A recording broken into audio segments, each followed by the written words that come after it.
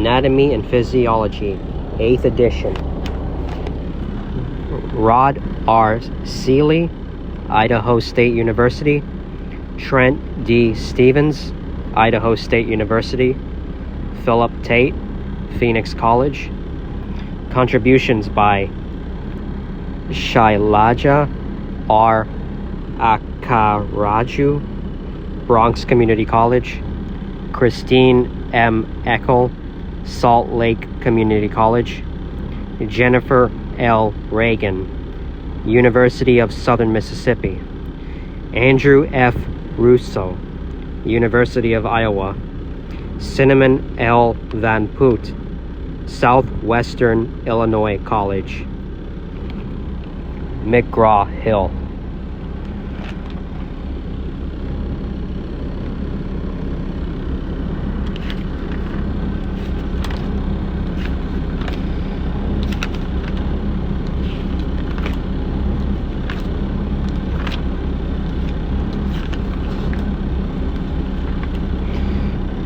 Chapter 1. The Human Organism.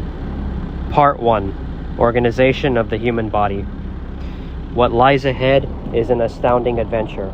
Learning about the structure and function of the human body and how they are regulated by intricate systems of checks and balances. For example, tiny collections of cells embedded in the pancreas affect the uptake and use of blood sugar in the body. Eating a candy bar results in an increase in blood sugar, which acts as a stimulus. Pancreatic cells respond to the stimulus by secreting insulin. Insulin moves into the blood vessels and is transported to cells throughout the body, where it increases the movement of sugar from the blood into cells, thereby providing the cells with a source of energy and causing blood sugar levels to decrease. Knowledge of the structure and function of the human body is the basis for understanding disease. In one type of diabetes, mellitus, cells of the pancreas do not secrete adequate amounts of insulin. Not enough sugar moves into cells, which deprives them of a needed source of energy, and they malfunction. Knowledge of the structure and function of the human body is essential for those planning a career in the health sciences.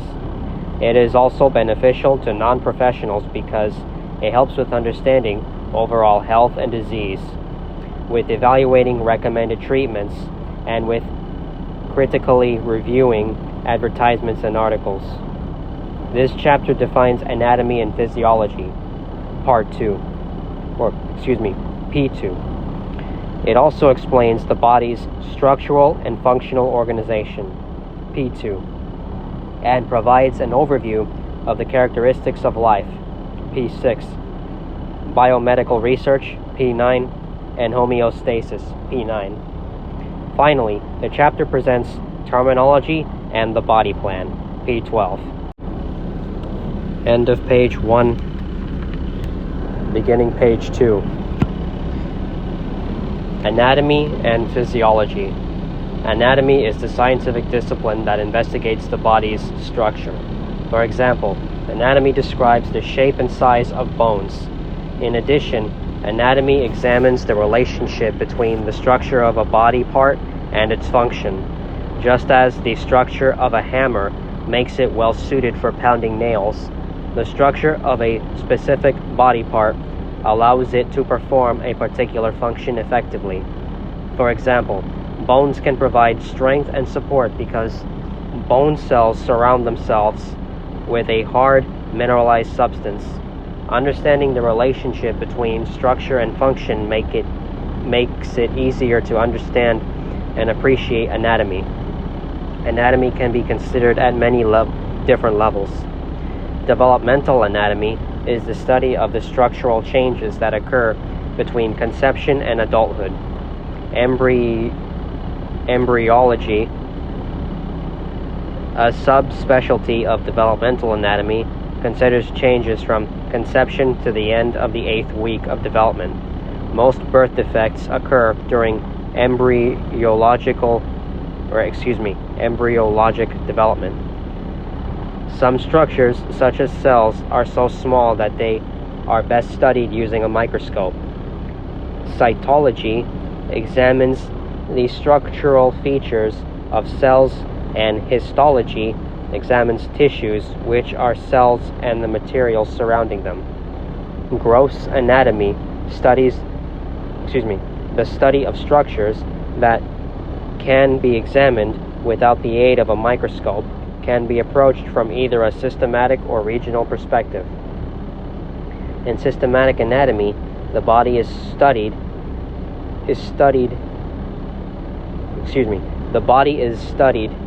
system by system, which is the approach taken in this and most other introductory books. A system is a group of structures that have one or more common functions. Examples are the circulatory, nervous, respiratory, skeletal, muscular systems. In regional anatomy, the body is studied area by area, which is the approach taken in most graduate programs at medical and dental schools. Within each region, such as the head, abdomen, or arm, all systems are studied simultaneously. Surface anatomy is the study of the external form of the body and its relation to deeper structures. For example, the sternum, breastbone, and parts of the ribs can be seen and felt on the front of the chest. These structures can be used as anatomical landmarks to identify regions of the heart and points on the chest where certain heart sounds can best be heard. Anatomical imaging uses radiographs, X-rays, ultrasound, magnetic resonance imaging, MRI, and other technologies to create pictures of internal structures. See clinical focus, quote, anatomical imaging, end quote, P4. Both surface anatomy and anatomic imaging provide important information about the body for diagnosing disease. Physiology is the scientific investigation of the processes or functions of living things. Although it may not be obvious at times, living things are ever-changing, not static. The major goals of physiology are to understand and predict the body's responses to stimuli and to understand how the body maintains conditions within a narrow range of values in a consistently changing environment. Like anatomy, physiology can be considered at many different levels. Cell physiology examines the processes occurring in cells, and systematic physiology considers the functions of organ cells. Neurophysiology focuses on the nervous system, and cardiovascular physiology deals with the heart and blood vessels. Physiology often examines systems rather than regions because portions of a system in more than one region can be involved in a given function. The study of the human body must encompass both anatomy and physiology because structures, functions, and processes are interwoven. Pathology is the medical science dealing with all aspects of disease, with an emphasis on the cause and development of abnormal conditions, as well as the structure and functional changes resulting from disease. Exercise physiology focuses on changes in function and in structure caused by exercise.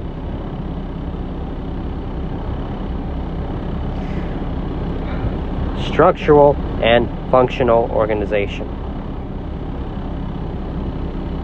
The body can be considered to have 6 levels of organization: the chemical, cell, tissue, organ, system, organ, and complete organism levels.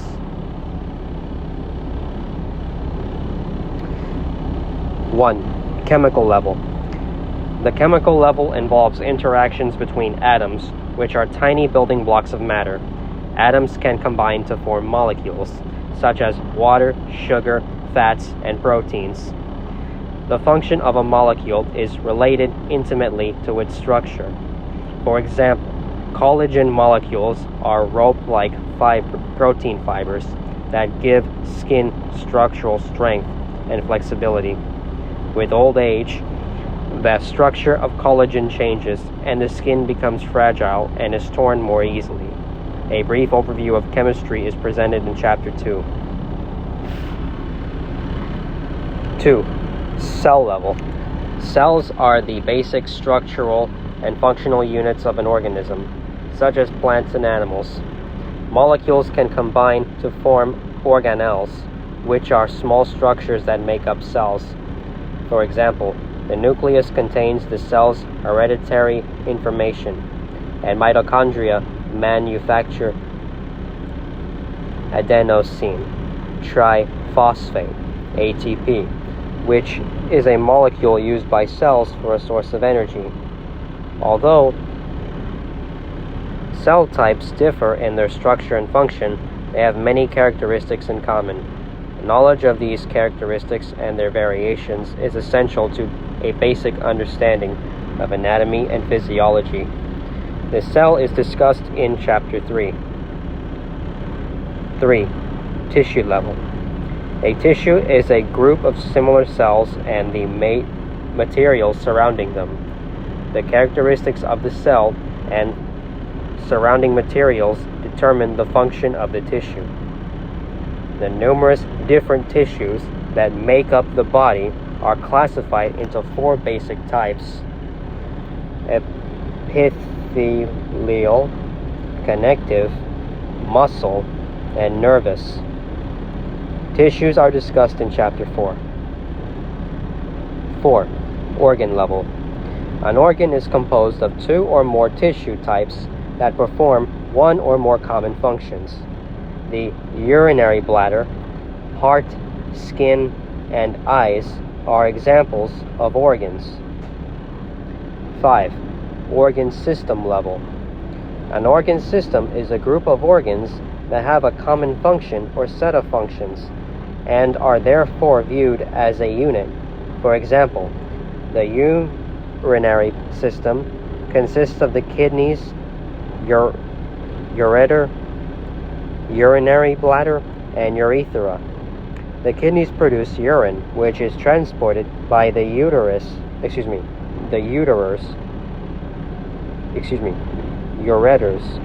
to the urinary bladder, where it is stored until eliminated from the body by passing through the urethra. In this book, the body is considered to have 11 major organ systems. That was page 3, beginning page 4. Clinical focus. Anatomical imaging. Anatomical imaging has revolutionized medical science. Some estimate that during the past 20 years, and this book was published in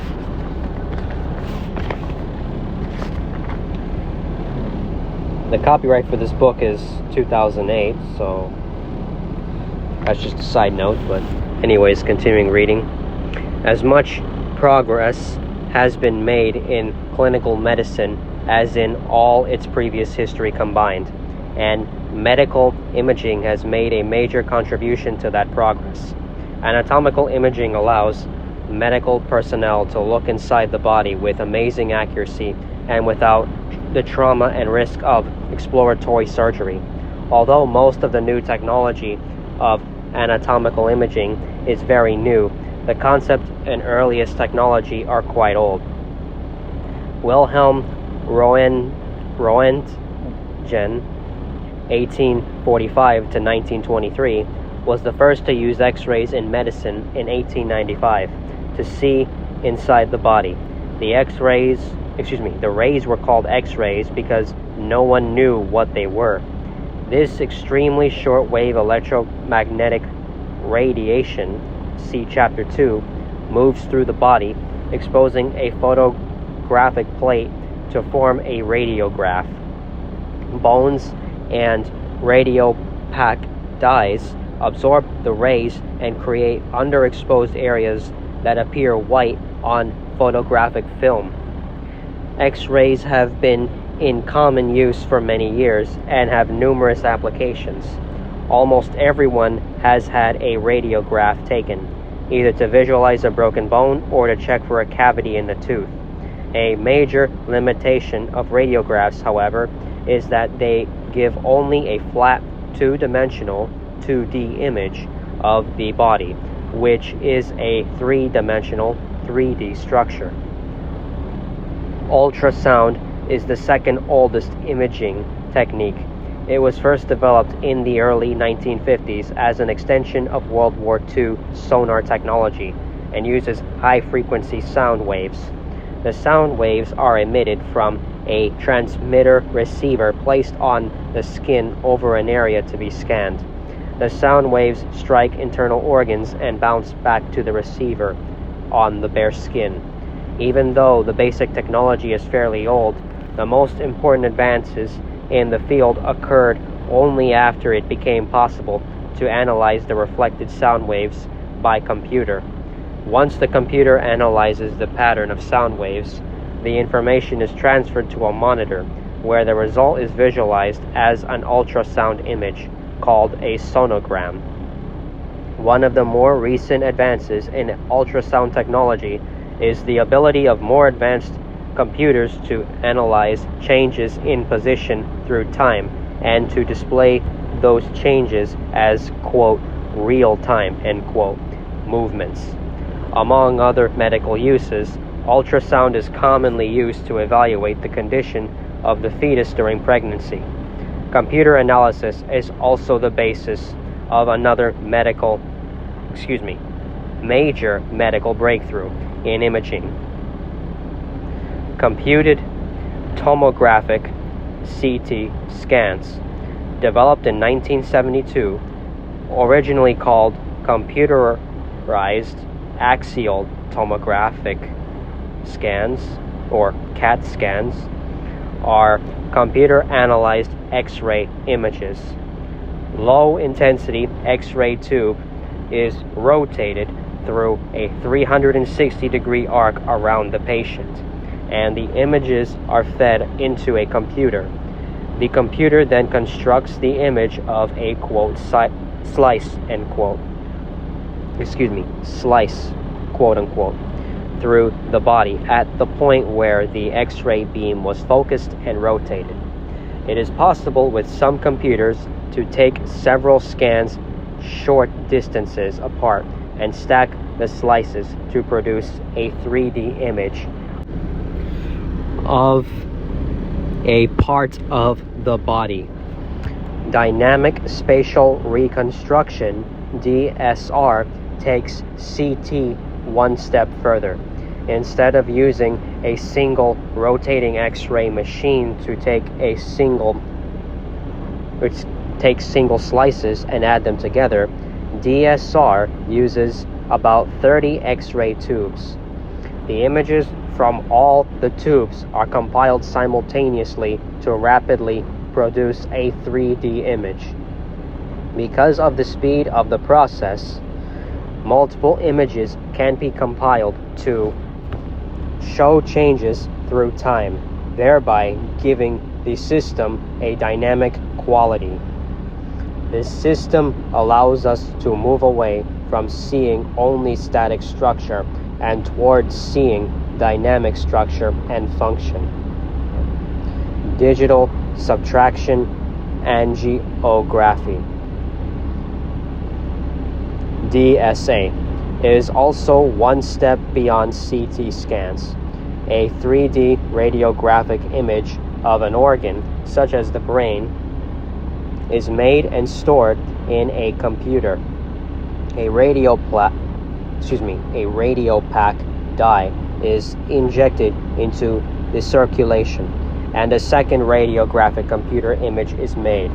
The first image is subtracted from the second one, greatly enhancing the differences, with the primary difference being the presence of the injected dye. These computer images can be dynamic and used, for example, to guide a catheter into a carotid artery during angioplasty, which is the insertion of a tiny balloon into a carotid artery to compress material clogging the artery. Magnetic resonance imaging, MRI, directs radio waves at a person lying inside a large magnetic field. The magnetic field causes the protons of various atoms to align. See Chapter 2. Because of the large amounts of water in the body, the alignment of hydrogen atom protons is at present most important in this imaging system. And just a brief note, page 4 ended partway when on the section regarding dynamic spatial reconstruction. So right now I'm on page 5. Gonna resume the reading and read part of it again. Because of the large amounts of water in the body, the alignment of hydrogen atom protons is at present most important in this imaging system. Radio waves of certain frequencies, which change the alignment of the hydrogen atoms, then are directed at the patient. When the radio waves are turned off, the hydrogen atoms realign in accordance with the magnetic field. The time it takes the hydrogen atoms to realign is different for various tissues of the body. These differences can be analyzed by computer to produce very clear sections through the body. The technique is also very sensitive in detecting some form of cancer and can detect a tumor far more readily than can a CT scan. Positron emission tomographic PET scans can identify the metabolic states of various tissues. This technique is particularly useful in analyzing the brain. When cells are active, they are using energy. The energy they need is supplied by the breakdown of glucose, blood sugar. If radioactivity treated or, quote, labeled, end quote, glucose is given to a patient, the active cells take up the labeled glucose. As a radioactivity in the glucose decays, positively charged subatomic particles called positrons are emitted. When the positron collide with electrons, the two particles annihilate each other, and gamma rays are given off. The gamma rays can be detected, pinpointing the cells that are metabolically active. Whenever the human body is exposed to X-rays, ultrasound, electromagnetic fields, or radioactively labeled substances, a potential risk exists. In the medical application of anatomical imaging, the risk must be weighed against the benefit. Numerous studies have been conducted and are still being done to determine the outcomes of diagnostic and therapeutic exposures to X-ray. The risk of anatomical imaging is minimized by using the lowest possible doses that provide the necessary information. For example, it is well known that X-rays can cause cell damage, particularly to the reproductive cells. Thus, the number of X-rays and the level of exposure are kept to a minimum. The X-ray beam is focused as closely as possible to avoid scattering of the rays. Areas of the body not being X-rayed are shielded, and personnel administering X-rays are shielded. No known risks exist from ultrasound or electromagnetic fields at the levels used for diagnosis. End of page 5, beginning page 6. So, page 6 begins with continuation of the section on structural and functional organization. And it says, the integumentary, skeletal, muscular, nervous, endocrine, cardiovascular, lymphatic, respiratory, digestive, urinary, and reproductive systems. And this is in reference to the 11 major organ systems discussed in subsection 5.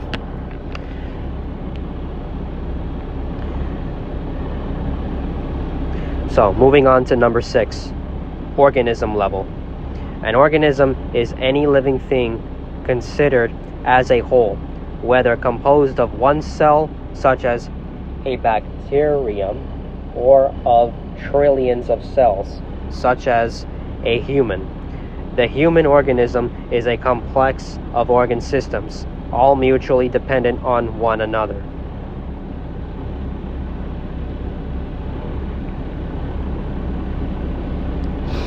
So, there's a section that says predict. It says one. Well, never mind. That's a work assignment. I'm gonna skip on to the next section. Characteristics of life. Humans are organisms sharing characteristics with other organisms. The most important common feature of all organisms is life. Organization, metabolism, responsiveness, growth, development, and reproduction are life's essential characteristics. Organization is the condition in which the parts of an organism have specific relationships to each other, and the parts interact to perform specific functions. Living things are highly organized. All organisms are composed of one or more cells. Cells, in turn, are composed of highly specialized organelles, which depend on the precise organization of large molecules. Disruption of this organized state can result in loss of functions, even death. That's the end of page 6, beginning page 7. Metabolism is all of the chemical reactions taking place in an organism. It includes an organism's ability to break down food molecules, which it uses as a source of energy, and raw materials to synthesize its own molecules. Energy is also used when one part of a molecule moves relative to another part, resulting in a change in shape of the molecule. Changes in the molecular shape, in turn, can change the shape of cells, which can produce movements of the organism. Metabolism is necessary for vital functions, such as responsiveness, growth, development, and reproduction.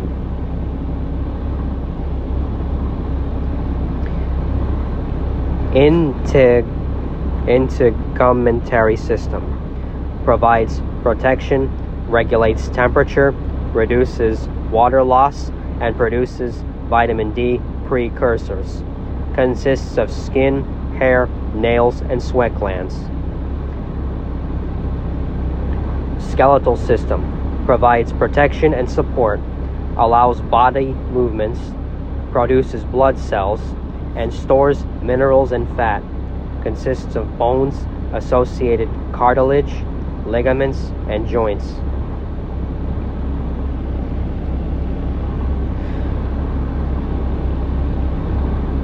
And this includes the skull, the clavicle, sternum, ribs, humerus, vertebral column, radius, ulna, femur, tibia, and fibula. Next, muscular system. Produces body movements, maintains posture, produces body heat, consists of muscles attached to the skeleton by tendons. And these include temporalis, pectoralis major, biceps brachii, rectus abdominis, sartorius, rectus femoris. Next section. Lymphatic system. Removes foreign substances from the blood and lymph, combats disease, maintains tissue fluid balance, and transports fats from the digestive tract. Consists of the lymphatic vessels, lymph nodes, and other lymphatic organs. And these include tonsils, cervical lymph node, thymus, mammary plexus, axillary lymph node, thoracic or thoracic duct, lymphatic vessel, spleen,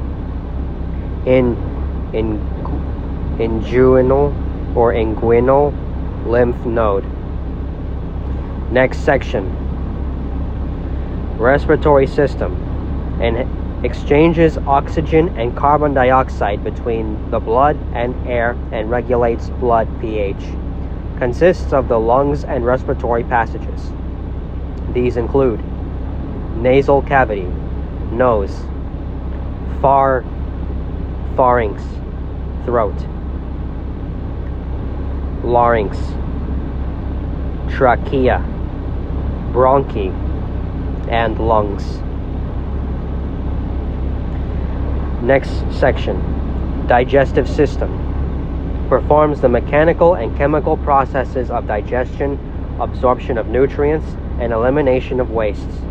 Consists of the mouth, esophagus, stomach, intestines, and accessory organs. And it also includes pharynx, throat, oral cavity, mouth, salivary glands, esophagus, stomach, pancreas, small intestine, liver, gallbladder, large intestine, appendix, rectum, and anus.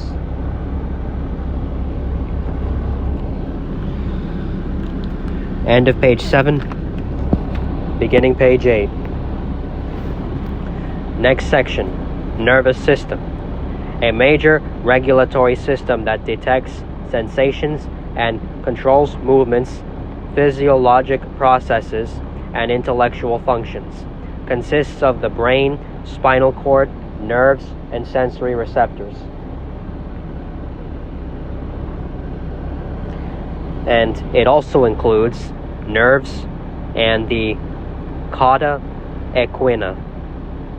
Next section, endocrine system. A major regulatory system that influences metabolism, growth, reproduction, and many other functions.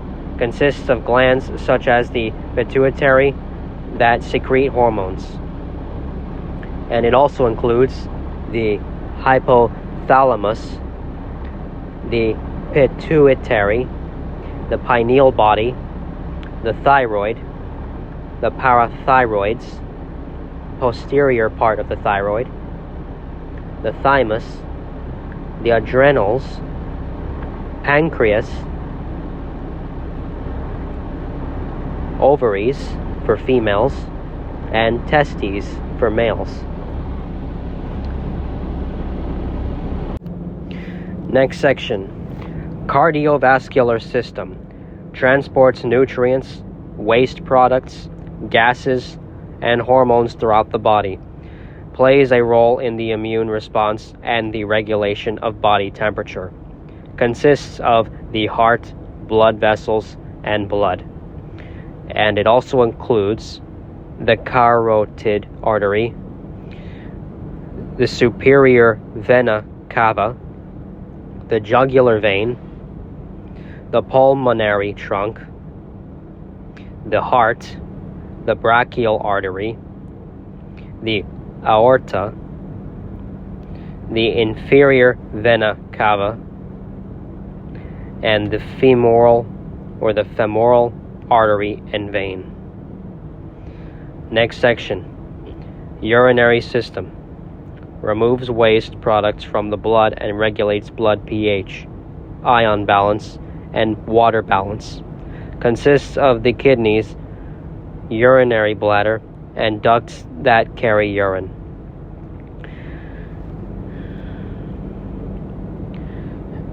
It also includes ureter, or the ureter, and urethra.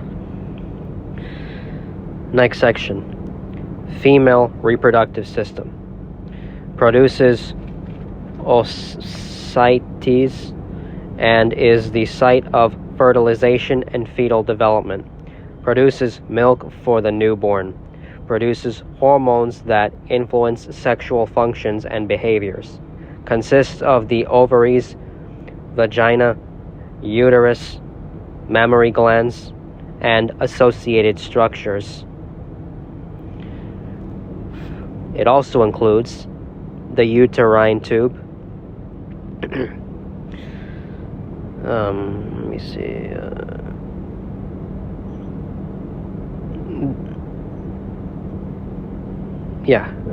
That's about everything. Next section, male reproductive system. Produces and transfers sperm cells to the female and produces hormones that influence sexual functions and behaviors. Consists of the testes, accessory structures, ducts, penis, epididymis,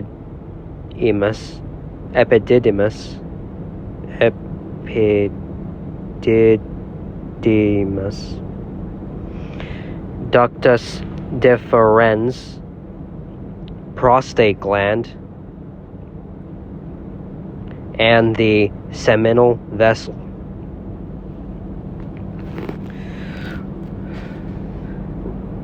Now, continuing the reading. Responsiveness is an organism's ability to sense changes in its external or internal environment and adjust to those changes. Responses include such things as moving toward food or water and away from danger or poor environmental conditions. Organisms can also make adjustments that maintain their internal environment. For example, if body temperature increases in a hot environment, sweat glands produce sweat, which can lower body temperature back toward normal levels. Growth happens when cells increase in size or number, which produces an overall enlargement of all or part of an organism. For example, that was the end of page 8, beginning page 9. For example, a muscle enlarged by exercise has larger muscle cells than an untrained muscle, and the skin of an adult has more cells than the skin of an infant. An increase in the materials surrounding cells can also contribute to growth. For instance, the growth of bones results from an increase in cell number and the deposition of materials around the cells. Development includes the changes an organism undergoes through time. It begins with fertilization and ends at death. The greatest developmental changes occur before birth, but many changes continue after birth, and some continue throughout life.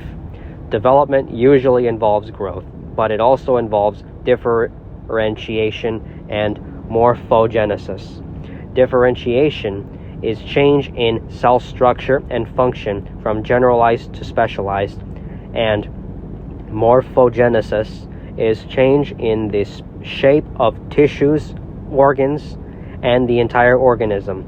For example, fertilization, generalized cells specialize to become specific cell types, such as skin, bone, muscle, or nerve cells. These differentiated cells form the tissues and organs. Reproduction is the formation of new cells or new organisms. Without reproduction, growth and development are not possible. Without reproduction of the organism, the species become extinct. New section. Biomedical research. Studying other organisms has increased our knowledge about humans because humans share many characteristics with other organisms. For example, studying single-celled bacteria provides much information about human cells. Some biomedical research, however, cannot be accomplished using single-celled organisms or isolated cells.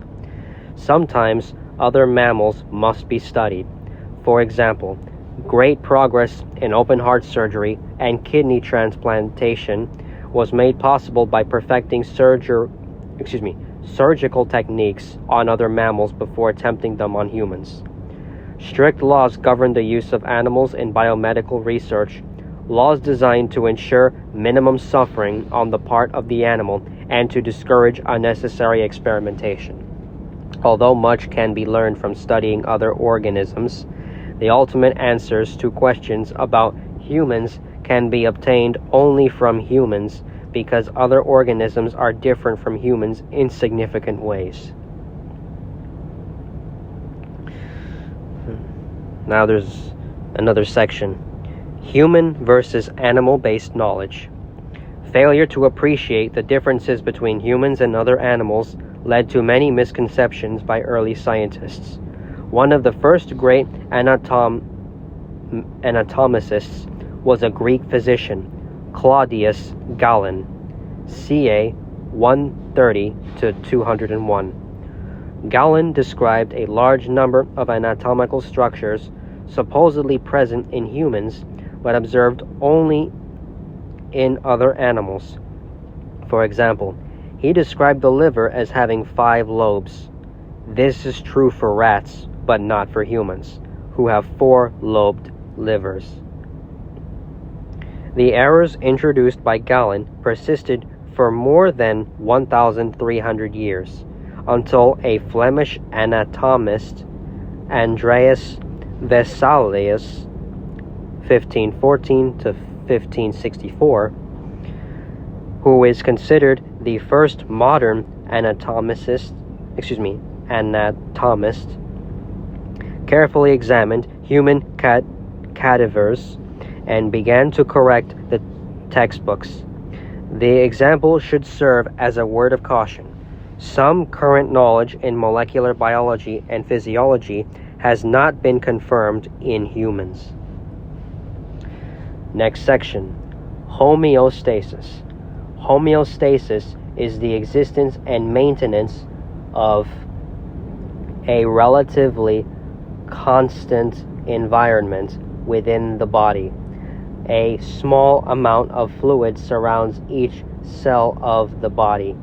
For cells to function normally, the volume, temperature, and chemical content, conditions known as variables, because their values can change, of this fluid must remain within a narrow range. Body temperature is a variable that can increase in a hot environment or decrease in a cold one.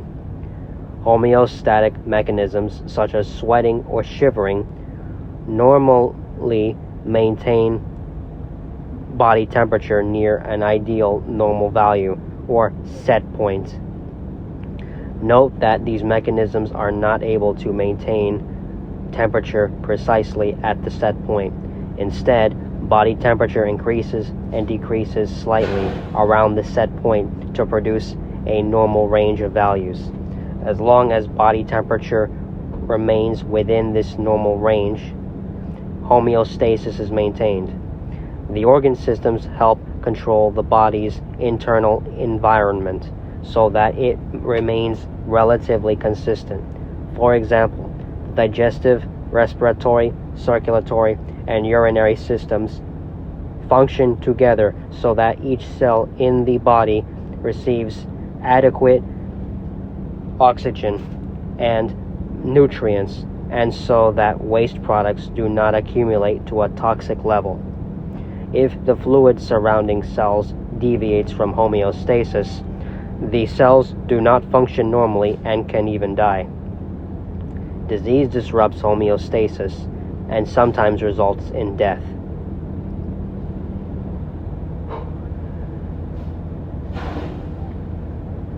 Negative feedback.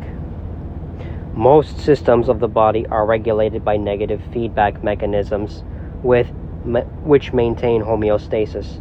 Negative means that any deviation from the set point is made smaller or resisted. For example, maintaining normal blood pressure is necessary for homeostasis because pressure is required to move blood from the heart through the tissues. Blood supplies the tissues with oxygen and nutrients. End of page 9, beginning page 10. And removes waste products, thus maintaining tissue homeostasis. If blood pressure deviates from its set point, negative feedback mechanisms return blood pressure toward the set point.